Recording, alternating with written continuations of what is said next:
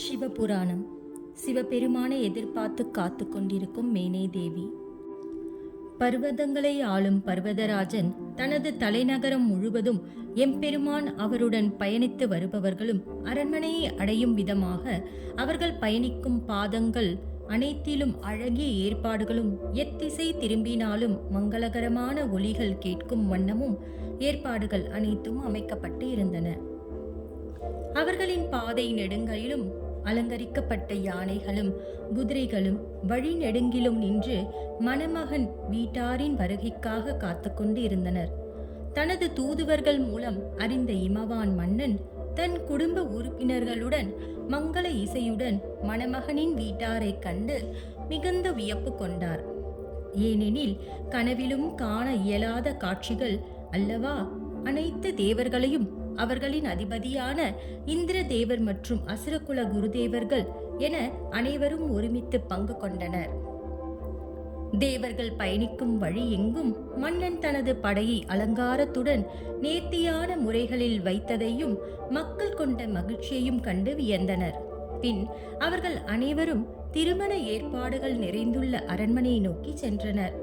யாருக்கும் வேறுபாடின்றி வேண்டும் வரத்தினை அளிக்க வல்லவரும் இந்த அகிலமே போற்றி கொண்டாடும் எம்பெருமானான சிவபெருமானை காண வேண்டும் என எண்ணி அரண்மனையில் உள்ள உட்கரிகள் ஏறி மணமகன் வீட்டாரின் வருகையை பார்த்து கொண்டு இருந்தனர். இவரை மணப்பதற்காக என் மகள் அடைந்த இன்னல்களுக்கு இவர் உரியவரா?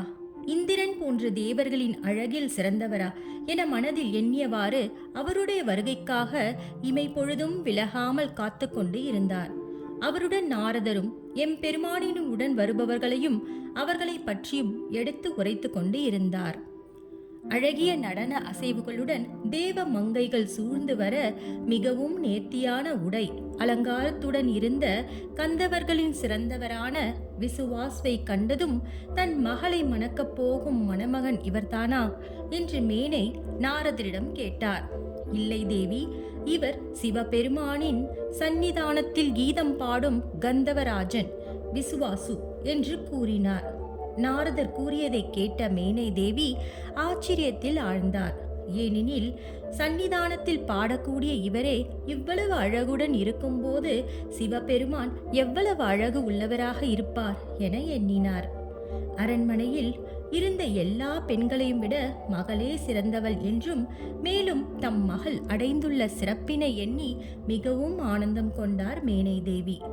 கந்தவர்களை அடுத்து யக்ஷர்களும் அவர்களுடைய தலைவரான குபேரன் வருகை தந்தார்.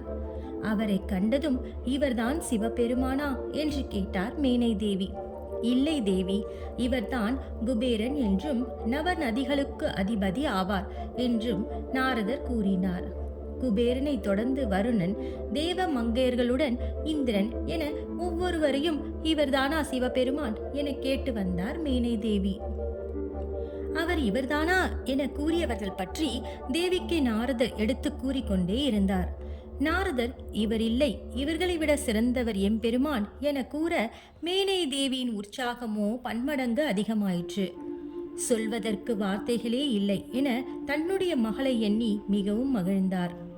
அனைத்து தேவர்களும் ஒருங்கிணைந்து வந்தாலும் இமைகளை பற்றியும் ஒளிக்கதிர்களை வீசும் சூரியனை கண்டதும் இவர்தானே என் மகளை மணக்கும் அகிலம் போற்றும் சிவபெருமானா என்று கேட்டார். இல்லை தேவி, இவர்தான் சூரியன். இவர்கள் அனைவரும் எம்பெருமானிடம் பணிந்து நடக்கக்கூடியவர்கள் என்று நாரதர் கூறினார். சூரியனை தொடர்ந்து சந்திரனும் வரவே அவரா என கேட்க இல்லை என நாரதர் உரைத்தார். பின் பிரம்ம ரிஷிகளோடும் மிகுந்த ஒளியை கொண்ட பிரம்மதேவரை கண்டு இவர்தானே சிவபெருமான் என்று கூற, இல்லை தேவி, இவர் இந்த பிரபஞ்சத்தை படைத்த பிரம்மதேவர் ஆவார். பின் கருட வாகனத்தில் திருமால் வரவே இவரா என கேட்க இவரும் இல்லை, இவர்கள் அனைவரும் எம்பெருமானை போற்றி வணங்கக்கூடியவர்கள் என்று கூறினார். இன்னும் தங்களின் மருமகன் வரவில்லை என்று கூறினார். அவர்களுக்கு அடுத்து தேவகுருவான பிரகஸ்பதி, முனிவர்கள் மற்றும் சித்தர்கள் என அணிவகுத்து வந்தனர். அவர்களுக்கு பின்னால் பூதகணங்கள் சூழ்ந்து இருக்க ரிஷிப வாகனத்தில் சிவபெருமான் வருகை தந்தார். இவர்கள் எல்லோரையும் விட என் மகளை மணக்கக்கூடியவர்தான் சிறந்தவர் என எண்ணிக்கொண்டு இருக்கையில் சிவபெருமான் சென்றதை மீனை கவனிக்கவில்லை. எவ்வளவு சிறப்பு மிக்கவர் சிவபெருமான் என எண்ணி அவர்களுக்கு பின்னால் வரும் கூட்டத்தில் தம்முடைய கவனத்தை செலுத்தினார். ரிஷப வாகனத்தில் வருபவருக்கு பின்னால் தனியாக சிவபெருமான் வருவார் என எண்ணி கூட்டத்தை பார்த்து கொண்டே இருந்தார். அவர்களுக்கு பின்னால் ஒரு சில முனிவர்களே வருகை தர அவர்களோடு கூட்டம் முடிவு பெற்றது. மேனை யாரும் வருகை தராத பாதையை திரும்பி திரும்பி ஆவலுடன் பார்த்து கொண்டிருக்க, நாரத முனிவரோ, வாருங்கள் தேவி, நாம் தேவியின் திருமணம் நடைபெற இருக்கும் இடத்திற்கு செல்வோம் என கூறினார்.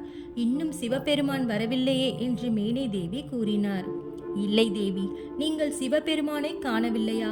அங்கு சென்று கொண்டிருக்கும் சிவபெருமானை கண்டதும் நீங்கள் அடைந்த மகிழ்ச்சியில் பேசவில்லையே என எண்ணினேன் என்றார்.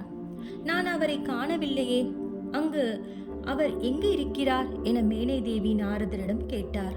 அதோ அங்கே ரிஷப வாகனத்தில் சென்று கொண்டு இருக்கிறார் என்று நாரதர் கூறினார். நாரதர் காட்டிய திசையை நோக்கி தனது முழு கவனத்தை செலுத்தி பார்த்த மேனை அதிர்ச்சி அடைந்து நின்றார். ஏனெனில் அங்கு அவர் கண்ட காட்சி இதுவரை எதிர்பார்த்த எதிர்பார்ப்புகள் அனைத்தும் நொறுக்கும் விதமாக அமைந்தன. அதாவது, எல்லோரும் எள்ளி நகையாடும் விதமாக தோற்றம் கொண்டவரையே என் மகள் தவமிருந்து மணக்கப் போகிறாளா என எண்ணினார். 5 தலைகளுடன் 10 கரங்களுடன் 3 கண்களை கொண்டவராகும், உடல் முழுவதும் விபூதியை பூசிக்கொண்டவரும், இடுப்பிலே தோல் ஆடைகளையும் அணிகலன்களையும் அணிய வேண்டிய இடத்தில் சர்பங்களை அணிந்தவராகவும், கழுத்திலேயே கபாலிக மாலையை அணிந்தவராகவும், பூதக்கணங்கள் சூழ அவர்களுக்கு மத்தியில் ரிஷப வாகனத்தில் இருந்த சிவபெருமானை கண்டதும் அவருடைய மூச்சே நின்றுவிட்டது. எத்தகைய வளமும் இல்லாத இந்த ஆண்டியையா எல்லோரும் போற்றி வருகின்றீர்கள்? இவரா என்னுடைய மகளுக்கு மருமகனானா? எனக்கு மருமகனா என எண்ணினாள். தன்னுடைய மகளுடைய வாழ்க்கை என்னவென்று புரியவில்லையே என்றும் தருவாயில் மூச்சடைந்து கீழே விழுந்தார் மேனை தேவி. ஓம் நம சிவாய.